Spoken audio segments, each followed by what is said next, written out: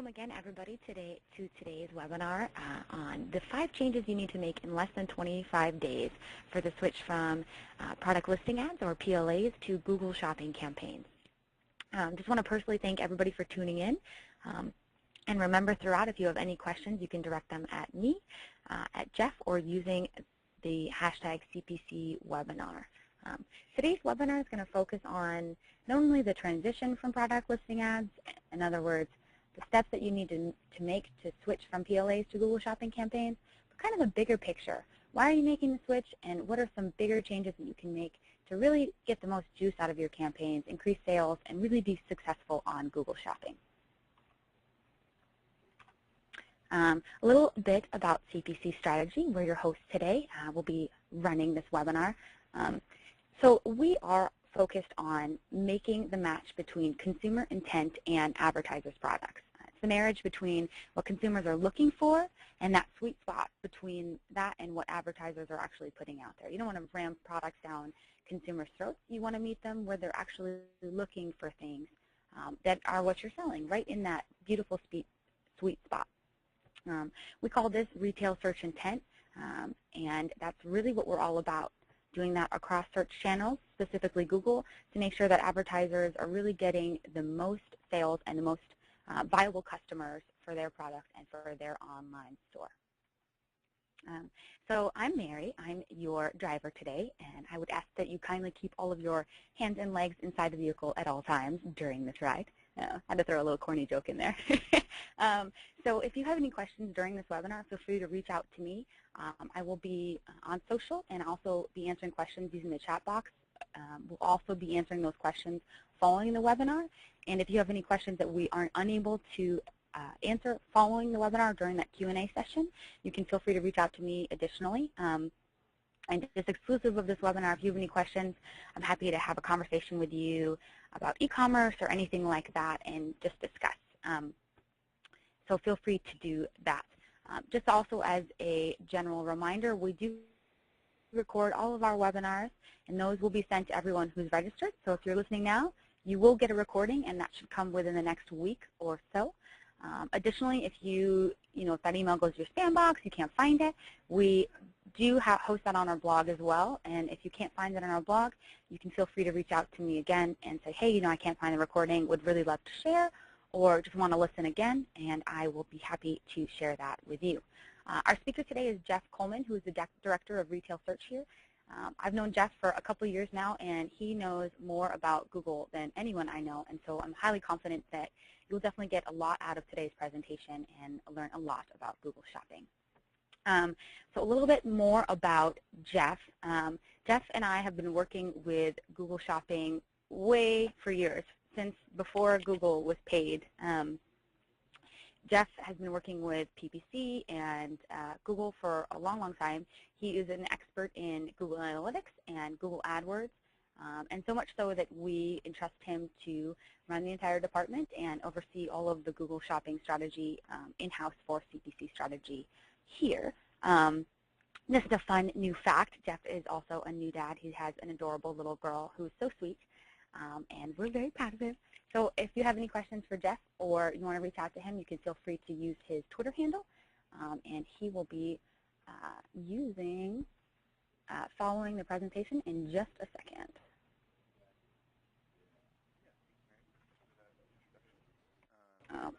Bear with me for just a second, guys.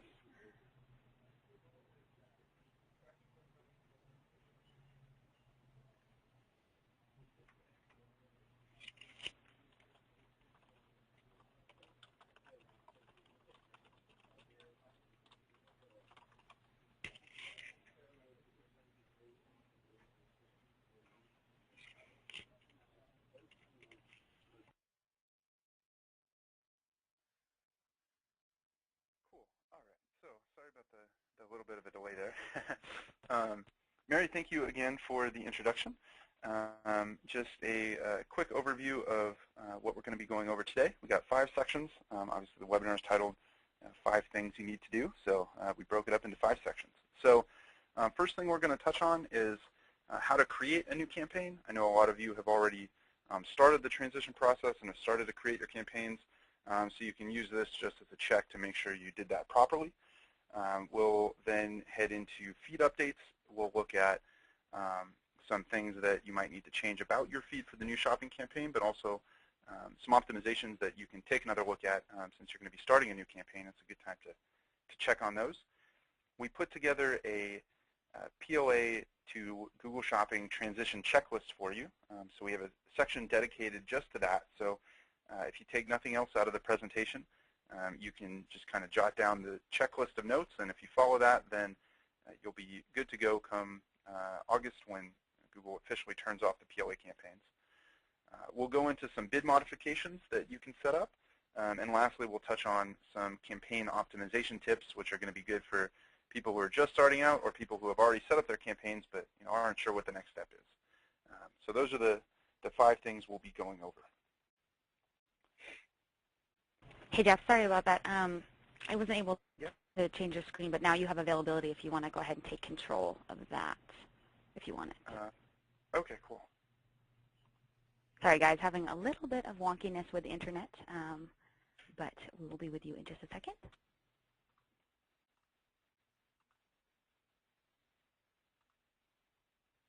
All right, sorry, give me 1 second. I'm just trying to bring up the presentation.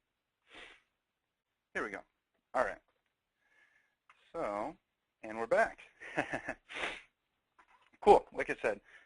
So those are going to be the 5 things we're going to be going over. Also, just one quick clarification note. We often refer to PLA and shopping as the same thing, or PLA and Google Shopping as the same thing. Officially, Google Shopping refers to this new shopping campaign type, whereas PLAs, or product listing ads, refers to the old way of doing things. So if you hear us refer to PLA, we're talking about the old campaign type. Shopping is the new campaign type. You can still kind of use the terms interchangeably, but just so you're aware of what the terminology is, that's what they mean. So anyways, first we'll go through how to actually set up the new Google Shopping campaigns. There are some new settings available with the new shopping campaign type, and I'll take you through those before we get into how to structure one of these new campaigns. To start out, when you create your new shopping campaign, you're going to go to your AdWords account, create a new campaign just like you would for any other AdWords campaign currently, and you should see the new shopping campaign, which I've highlighted at the bottom of the drop-down menu in the screenshot here. If you have more than one PLA campaign set up, you'll want to continue using multiple shopping campaigns. Make sure that you set the priority level of each campaign appropriately. Most likely your general campaign is going to have a low priority, and the rest of your campaigns can have a medium or high priority. If you're not using more than one campaign, don't worry about it. In my experience, most retailers don't need more than one campaign. We'll get into the pros and cons of having multiple campaigns a little bit later in the presentation. But for now, this is how you would set that priority. Also, if you've been accepted into the Google Local Availability Program, you'll need to check the local box in the shopping channels section. If you already have an existing PLA campaign set up, when you create your new campaign, you'll want to set a priority of medium or high. That's because the old PLA campaigns have a default priority of low, and you want your new campaign to take precedence over that.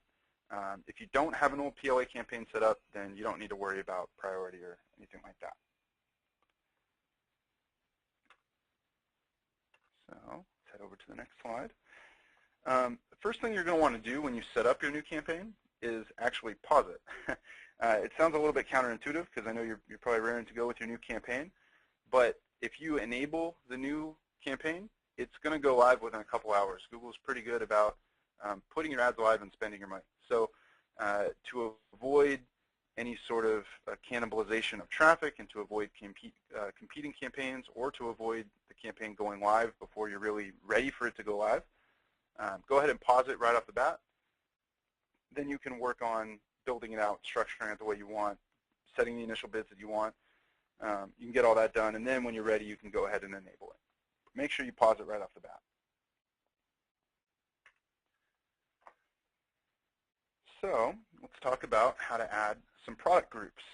Also, before I get into this section, one additional point of clarification. The new Google Shopping campaign type uses product groups, not necessarily ad groups. So when you create your campaign, you're going to see the ad group set up. What you want to do is you're going to dive into that ad group, and here you'll have the option to actually set up product groupings. This is a product-based campaign, so you're setting up product groups. You can do all that within the ad group view. Initially, when you first set up your campaign, you're going to have one product group, and it's going to be your all products group. This is going to target every single product in the feed that you're sending to the Merchant Center. Obviously, you don't want to have one bid across your entire feed. You want to get more granular than that. And you can do that by clicking that plus box. Before we get into that, I'll just touch on kind of the max CPC bid. The max CPC is your bid for that particular product group. As you get more granular, and you'll see this in the following slides, as you get more granular, whatever bid you set at this level will carry over to all the product groups you create underneath this. So as we create more product groups, they're going to get that 10-cent default bid. You do have the option to adjust that, but just something to be aware of, that this bid will carry over to any new product groups by default.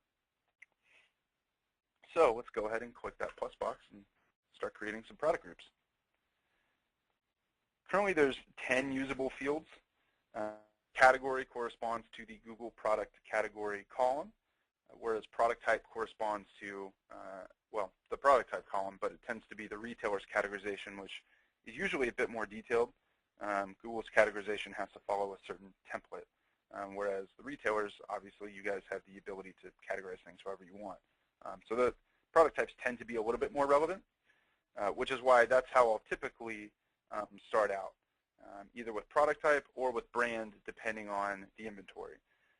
The first product group that you select, whether it's product type or brand, should correspond to the primary way in which you group products on your site. So if when a customer gets to your site, they're primarily looking for a particular brand or a couple of brands or what have you, then you should start by grouping products by brand. If when a customer gets to your site, they're looking for a type of product, then group by product type. And that's how you can start out. Also, one thing to note is that there will never be any crossover between any of these product groups. One product will never apply to more than one product group, which is different than the way that the old PLA campaigns used to work. And that will become clear a little bit further on in the presentation. So I'll run through a quick example of how we can set up some of these product groups. I started out with this example by building out by product type. And we can select, so we've selected product type from the drop-down menu. And here I'll see a list of all available product types that I have to build out. So when I select brand or when I select product type, Google will automatically show me every single option I have. And this data is taken directly from the feed. So what we know is that in the feed that we're sending to the Merchant Center for this retailer, there's 3 product types. There's small appliances, kitchen, and health and beauty. We also see the number of products that are in each product type. So that health and beauty product type has 1,137 products. You don't really have the option to customize things here, but that's because Google's already telling you these are all the product types that are in the feed. If you don't see a product type here, it means it's not in the feed, and you need to go to the feed to address that issue. Potentially there's products that you're not including for some reason.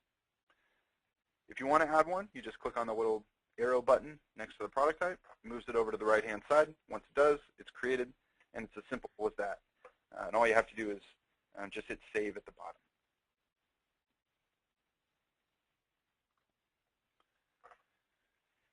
So I went ahead and I added my 3 product groups for each of these 3 product types. And you'll see that the 10-cent bid carried over to all of my new product groups except for the health and beauty one, which I manually changed. So by default, the health and beauty, the kitchen, the small appliances, and the everything else and all products product groups all have that 10-cent bid, but I decided that I wanted to increase my bid on health and beauty products. So I went in and clicked on the bid there, increased it to 25 cents. You obviously always have the option to change whatever bids you want, regardless of what the default bid is for each one. If you want to add new product groups or delete them or remove them from bidding, all you got to do is click on the little pencil icon next to all products.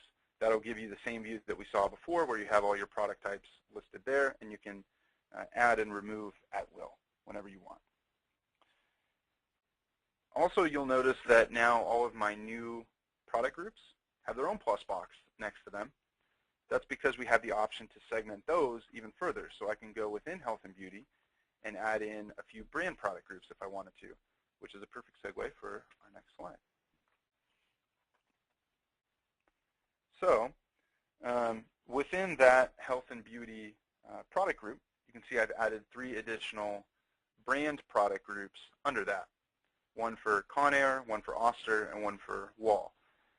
And because I set my health and beauty bid at 25 cents, that 25-cent bid carried through to all of the brand subgroups I created below that, and including the everything else in health and beauty subgroup.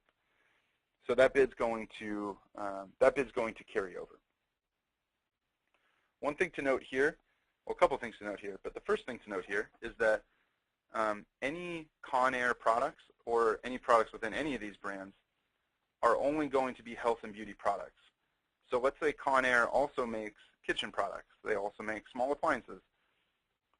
The kitchen and small appliances products are not going to be within this health and beauty Conair product group, because first and foremost, this is a health and beauty product group.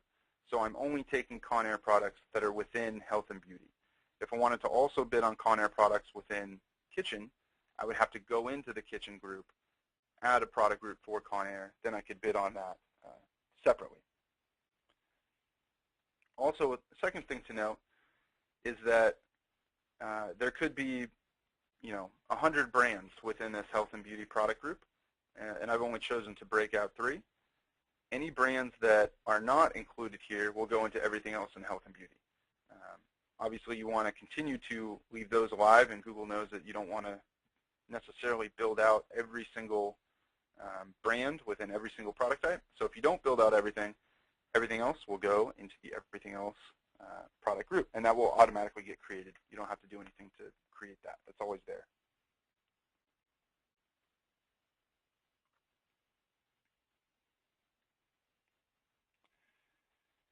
So let's go into adding a second attribute. So previously, in the previous slide, we added Conair, Oster, and Wall subgroups within health and beauty. But let's say I wanted to bid on the rest of the Conair products that weren't in health and beauty, or that maybe aren't in kitchen or aren't in small appliances. Conair has a ton of products and a ton of categories. Let's say I want to bid on the ones that aren't in the product types that I created earlier. Well, if you remember, everything within health and beauty, if it wasn't segmented into those 3 brands, fell into the everything else in health and beauty product group. Same thing happens on the macro level. So we initially built out health and beauty, small appliances, and kitchen as our first 3 product types. Any product that isn't included in those 3 product types just goes into our regular everything else in all products group. Here we have the option to bid on the rest of those products. So we can continue to subdivide the everything else and get a little more granular there. This is just a quick aside. One of the more common things that we see a lot of retailers not doing is they'll break out their inventory initially, using product type, using brand, what have you, but they'll ignore their everything else group. A lot of the time, the everything else group might not convert as well, but there's still orders to be had there, and you don't want one bid applying to the entire everything else group. So if you guys have already built out your shopping campaign, I encourage you to take another look at that everything else group, see if there's some room there to segment that even further. So in this example, we're going to segment everything else by brand. Previously, our first layer was focused on. Here we're going to focus on brand when we build out everything else. So if you remember, I said earlier in the presentation how there would never be any crossover with any of the product groups. Well, you might be thinking, create a Conair product group, other Conair product group down here, where do the Conair products go? And that would be an excellent question, so give yourself a pat on the back for asking that. Well, the short answer is that any products that are also in beauty product type go into the health and beauty Conair product group. Everything else goes into the everything else Conair product group. So essentially, my new everything else Conair product group contains every Conair product that isn't in the health and beauty product type. And that's true of any other product group I added or everything else. Since I already have a product group for all my health and beauty products, all health and beauty products will be excluded from additional product groups I create. If I want to bid on health and beauty products, I have to do it within my health and beauty product group. Exclusions, so a little bit on some exclusions.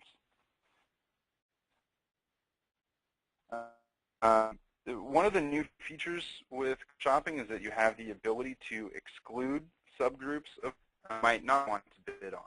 So in this, instead of bidding on Conair, I'll actually exclude it from my health and beauty group. And to do this, you have to create the product subgroup. So within health and beauty, I have to click on that pencil, click on, select the you actually exclude it.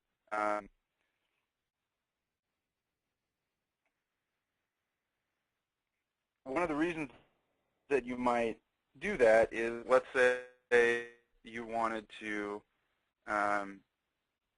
separate out all Conair products and you wanted to build, a separate campaign or an ad group specifically targeting Conair. Well, if you wanted to do that, you would want to make sure your main campaign, your main ad group, doesn't target those products. So you come into your campaign, select Conair main campaign, exclude it, and then you wouldn't be bidding on that within your primary campaign.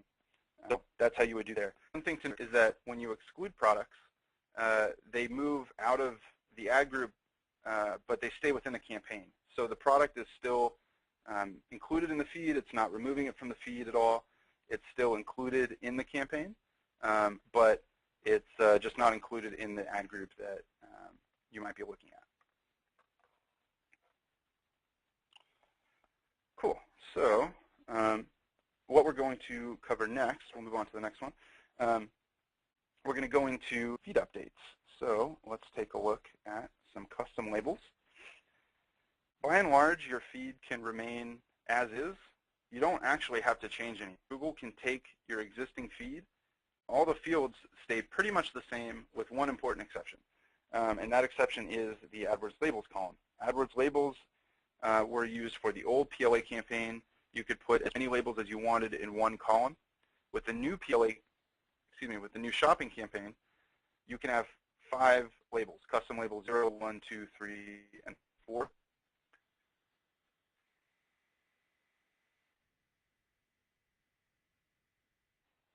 You can include one value per column.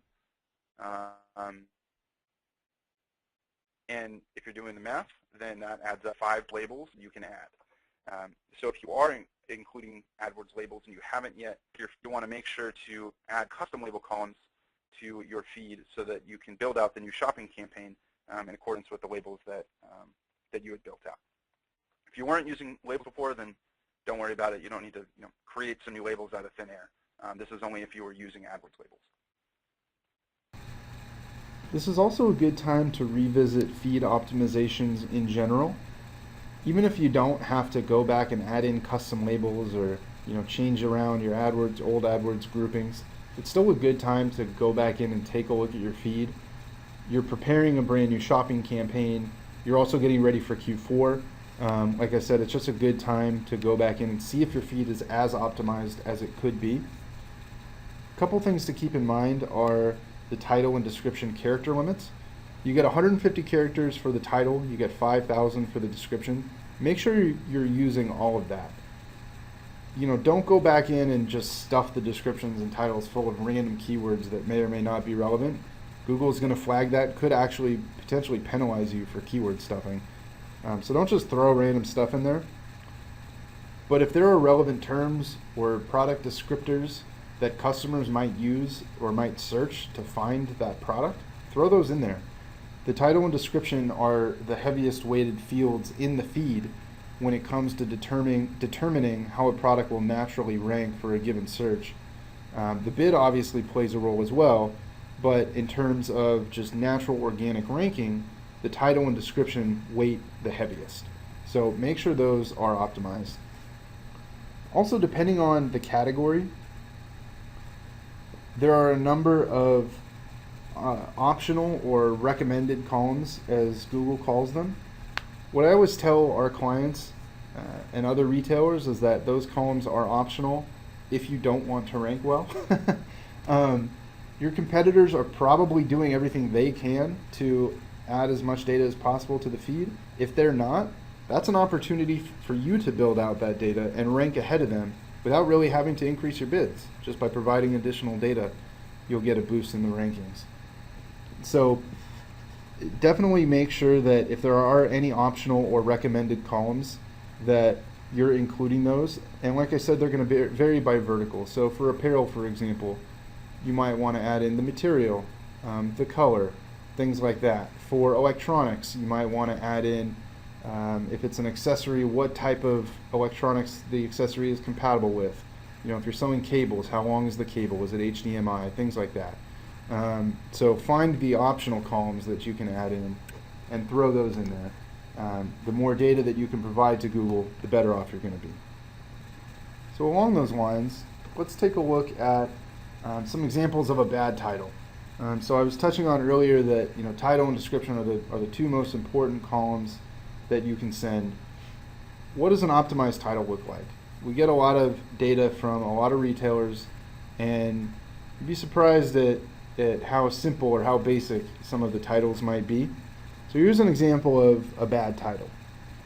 And for this search, I did the search Nike running shoes, and I had to scroll back to find some bad ones, but I went to towards the back of the results and found this one. We can see that the brand name is included, which is good. You want to include the brand name, although it's doubled up, which could actually be seen as keyword stuffing and might lead to a penalty in the rankings, so you won't actually rank as high because you're listed as keyword stuffing. This retailer has the style name Air Max 1 Premium, which is good as well. You want to include that. Notice there's nothing else about the product here, just the brand name that's doubled up and potentially keyword stuffed, and the style name, which is great, but the entire universe of searches is not limited to just the brand and the style. There are so many other searches like the product type, the color, the size, who this is for, that are going to be relevant to this particular product that we're not capturing with such a simple title. To contrast that, let's take a look at a good title. We have the brand, we have the gender, which is men's, we have the style, we have the product type, which is running shoes, we have size, we have color, we have all the things that a customer would need to know about the product in order to say whether or not this is a product that they want. These are all highly relevant terms, so we're not keyword stuffing here, and they cover a pretty wide range of possible searches, and all of them help describe the product. So you're never going to get a keyword stuffing penalty if you're throwing in terms that describe the product. That's ultimately what Google wants. They want titles that clearly and concisely describe the product. A good rule of thumb is that the customer should be able to purchase the product just by looking at the title alone. I can do that with the good title example here. I see exactly what shoe it is. I see that it's a men's shoe. I see the size. I see the color. And obviously I see the price because it's a PLA listing. I could actually buy this shoe just based on the title. In the one above it, I see that it's a Nike Air Max 1 Premium, but what I don't know is this a running shoe? Is it a men's shoe, a women's shoe, a kid's shoe? How many colors does it come in? What size am I looking at? There's a lot of information that I don't have about this listing that I need to click through just to find out. That's potentially a wasted click because now I'm clicking on the listing just to figure out what it is that I'm looking at, as opposed to seeing the product, knowing what I'm looking at, and clicking through because I want it. The next thing we're going to get into is a checklist, if you will, that you would need to complete in order to complete your transition over to the new shopping campaign You can use this as a guide when you're switching over. If you complete everything on this checklist, you'll be done transitioning campaigns and you'll be good to go. First step, create your shopping campaign. It's no brainer, right? That's the easy part. You want to make sure that you pause it right away after you finish setting it up. The reason is that by default, shopping campaigns will take priority over the old PLA campaigns or over the old shopping campaigns that you were using previously. And what I like to do is give myself a little time to build it out. So I'll pause it, I'll build it out, I'll make sure everything's structured the way I want. And if it is, and if after I put in the bids, I make sure that the feed is processing, if all of that's taken care of, then I can enable it. And we'll go through the rest of the steps on the checklist as well. But it's a good rule of thumb to pause it early. That way, if you need to take an extra few days to make sure everything's done right, you don't have to worry about shifting traffic over to this campaign that isn't even built out yet. Next, make sure you copy over all your settings, your budget, your bid adjustments, your ad scheduling. All of those should be left the same. Now, I'm not saying that you shouldn't go back in and optimize them and let the data dictate how you adjust your bids according to each area, but initially, I like to keep everything the same as much as possible, because if something does go wrong, I want to be able to identify where it went wrong. If I go in and I create my new campaign and I change everything, if my performance is different, I'm not going to know what change triggered that change in performance. And it's going to be very hard to hunt that down. So by keeping everything the same, we're eliminating variables that could potentially negatively affect performance once the campaign launches. Once it's all set up and you ensure that it's launched properly and everything's going well, or at least going the same as it was before, then you can go in and start changing some things around. Copy your AdWords labels over. So we touched on this a little bit earlier. The AdWords labels need to be transitioned over to a new custom label column.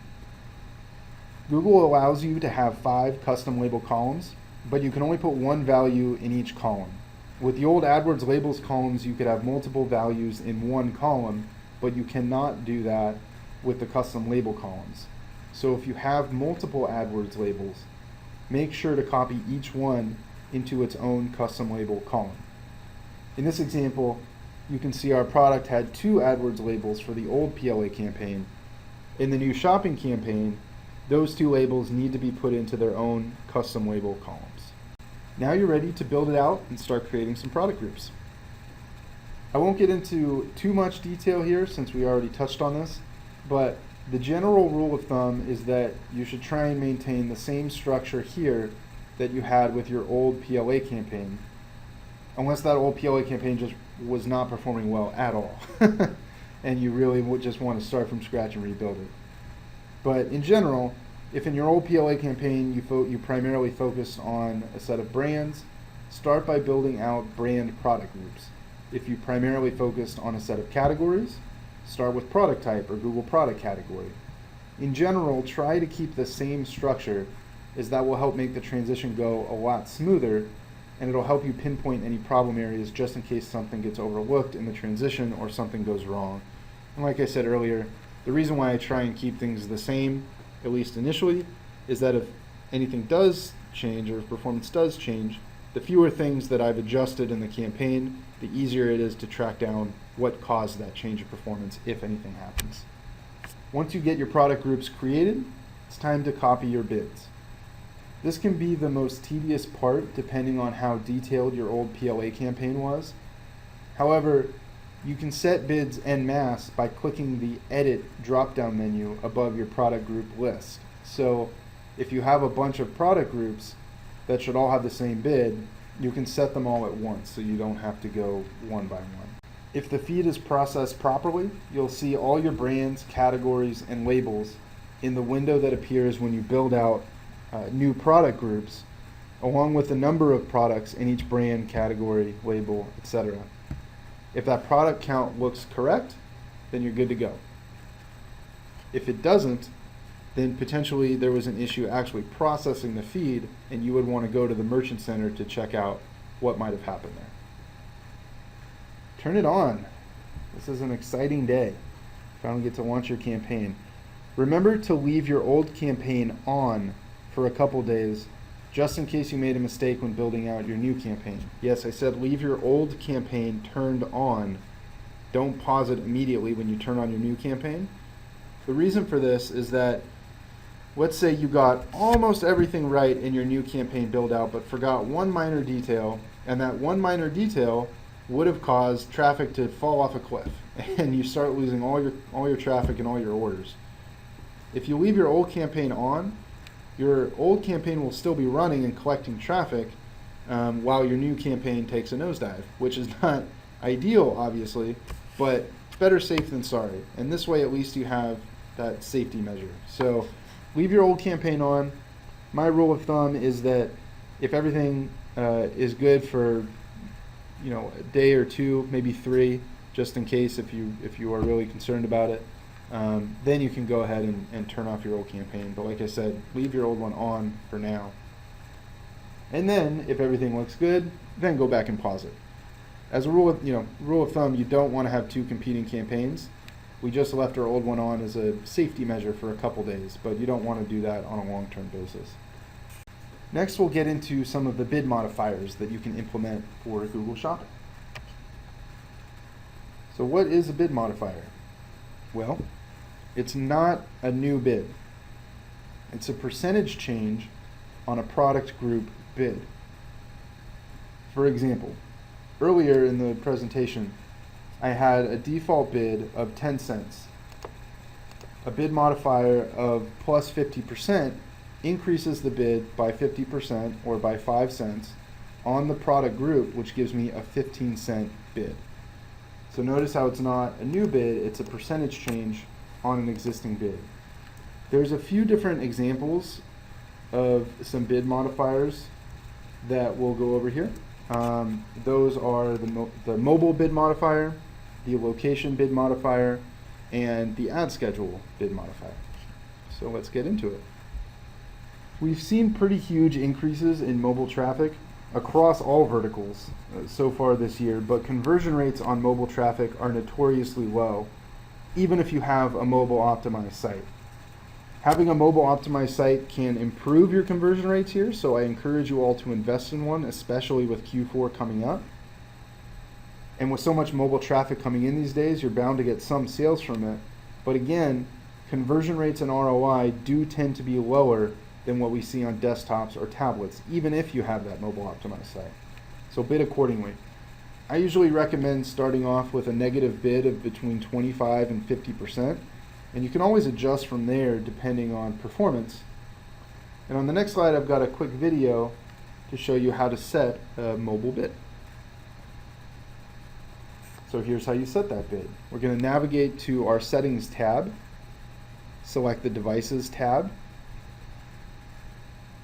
and then we're going to click on the bid adjustment next to mobile devices, and you can either increase or decrease your bid there. Again, typically we recommend starting off with a negative bid of 25 to 50% to start out, depending on budget and goals. If you got a stricter budget or maybe stricter ROI goals, start off with that 50% modifier. If you're willing to spend a little more, your ROI goals aren't as strict, you can start off with a smaller modifier of 20 or 30%. Once you have around 30 days of conversion data, then you can start to adjust your bid based on the performance you're seeing. I usually start with 5 to 10% changes to avoid large swings in performance. But again, your goals and your budget can dictate, and your current performance can dictate how large of an adjustment you make and how quickly you make that adjustment. You can also set bids according to the geographic location of the customer, and I'll walk you through how to set those bids in the next slide. Inevitably, you're going to see some states perform better than others, so this can be useful just from an ROI perspective. However, this can also be useful for retailers with brick and mortar stores. Consider increasing your PLA bids in the cities or areas where your stores are located to help build your brand presence in that area and potentially drive more customers into the physical stores. You could also use this section to exclude areas you don't ship to. So for example, if you can only ship to the contiguous 48 states, you probably should not be buying traffic in Alaska or Hawaii. So you can use a bid location modifier for that type of adjustment.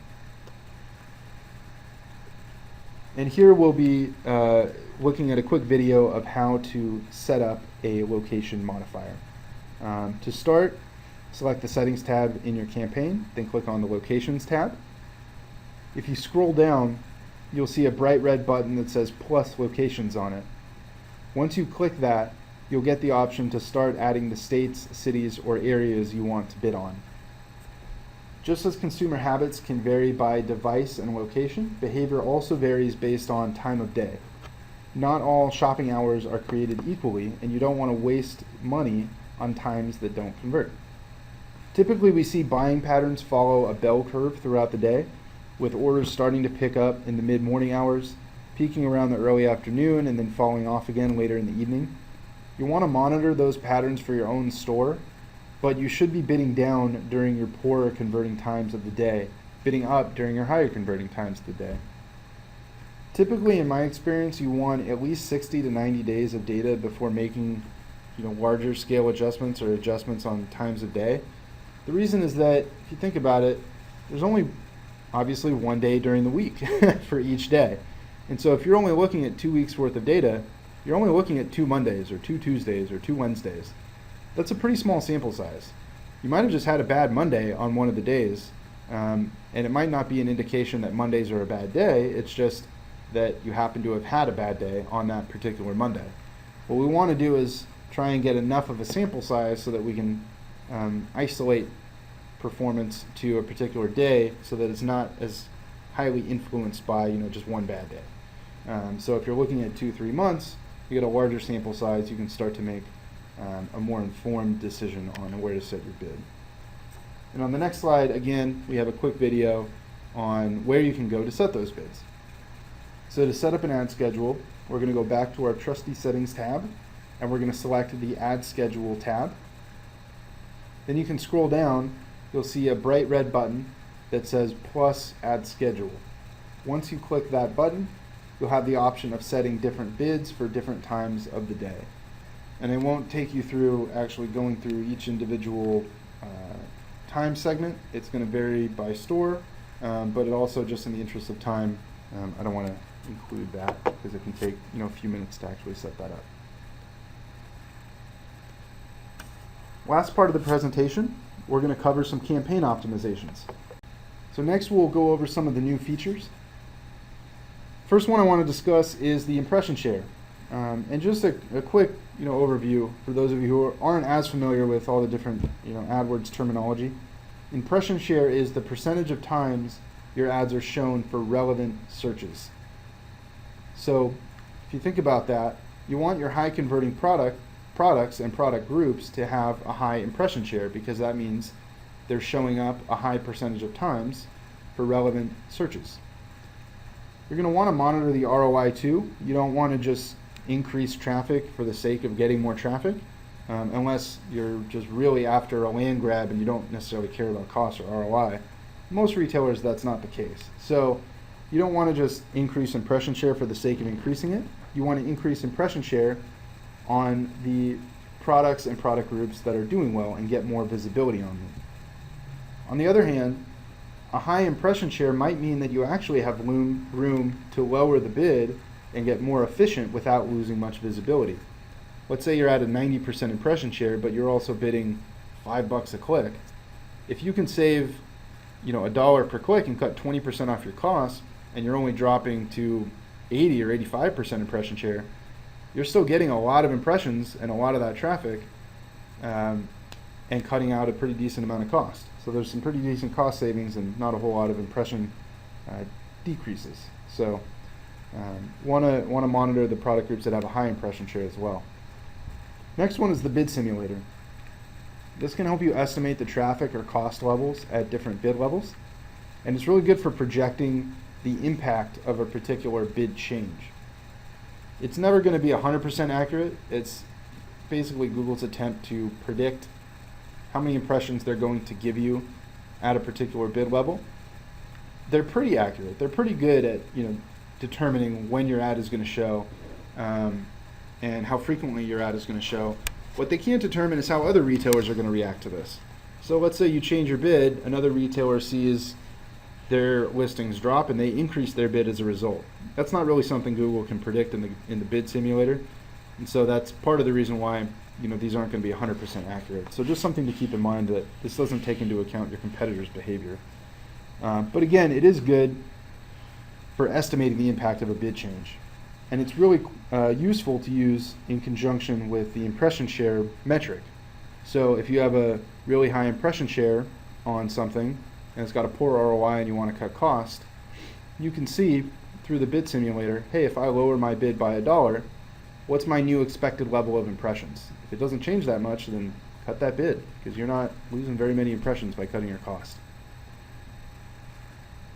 The last one is not necessarily a competitive metric per se, but is a new reporting feature that they've added with the new shopping campaign type, and that's SKU level reporting. Obviously, this is a product marketing campaign. It needs product level reporting. Pretty straightforward, but didn't used to be there. And so I'll kind of take you through how to get that. We have a quick video playing on this slide showing you how to add impression share metric to your campaign. First, you're just going to click the Customize Columns button, find the competitive metrics, and there you can add impression share, benchmark CTR or click-through rate, and the benchmark CPC, which is the average CPC rate that your competitors are paying for similar products, or that your competitors are bidding, I should say, for similar products. In shopping campaigns, you cannot get impression share on an ad group level. You have to go into each ad group and get it on a product group level. And again, the impression share metric tells you the percentage of times that your product ad is being displayed for relevant searches. So in general, you want your best converting products to have a high impression share. Let's take a look at the bid simulator. So we have another quick video on the slide showing you how to add or how to use the bid simulator. And as we can see, when you open this up or when you pop this out, you're going to see a number of different bid levels and the associated impressions along with that, as well as the projected clicks and cost that are going to be associated with that bid level. And you'll see the graph on the right will change and highlight kind of where you're at on that graph as your bid moves up. This is a fairly typical graph. This is also useful to highlight the fact that when you're at a really low bid, the impact of a bid increase is going to be fairly significant on your impressions and traffic, because you're just kind of moving up into the auction essentially. If you're at like a one cent bid, you're really not competitive for anything. If you move up to $1, you're all of a sudden, not super competitive, but fairly competitive, a lot more than you were so before. Conversely, going from $2 to $3 is the same absolute increase. It's still a $1 increase. But you can see that we're going from about 1,100 impressions to 1,400 impressions, or 1,100 clicks to 1,400 clicks, so about a 300 click increase. But we're increasing spend by $1,100 to do that. So a fairly significant increase in cost, not a huge increase in impressions or clicks. And just to reiterate that, if we look on the far right-hand side, going from 0 to $1.15 takes us to, let's wait for the video to reload, takes us to 16,000 impressions. So we get a 16,000 impression increase. Going from $2.15 to $3 gives us less than a 10,000 impression increase. So you can see the diminishing returns to scale there. Last thing, let's take a look at some SKU level reporting. You can run these reports on the campaign-wide level, or you can drill down into a specific ad group and run them on the ad group level. Just to narrate the video a bit, so that to get this, you're going to navigate to the Dimensions tab. You're going to click on the View drop-down menu and select Shopping, then select the item ID. You can download the report by clicking on the square button with the down arrow next to it. This is probably one of the most important slides in the presentation. So if you don't pay attention to anything else, pay attention to this. The reason I say that is that when we take over campaigns from other retailers or other agencies that were running them previously for our clients, this is the most underutilized section, and we can tell that because retailers aren't, or other agencies aren't, taking advantage of the data that they're getting on this tab. You can get product level data all the way down to the individual SKU, and you can slice and dice the data in a number of different ways, not just by product, but by brand or by product type, or if you have other custom labels, you can slice it up that way as well. These reports are great for identifying top performing SKUs that you want to bid up on, or potentially poor performing SKUs that you want to bid down on. And this is definitely the section that our analysts are using most when they're optimizing campaigns. And if you think about it, in order to manage a product advertising campaign effectively, you need to know how individual products are performing. And so definitely don't ignore this tab, especially heading into Q4.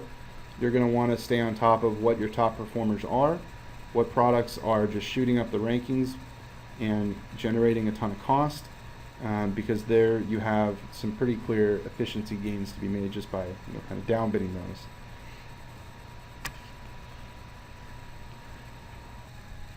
So that about wraps up our presentation today. I hope you guys enjoyed it. We're going to move into the Q&A section now. So I will turn it over to Mary, and she will field your questions, and I will hopefully give you the answers that you are looking for.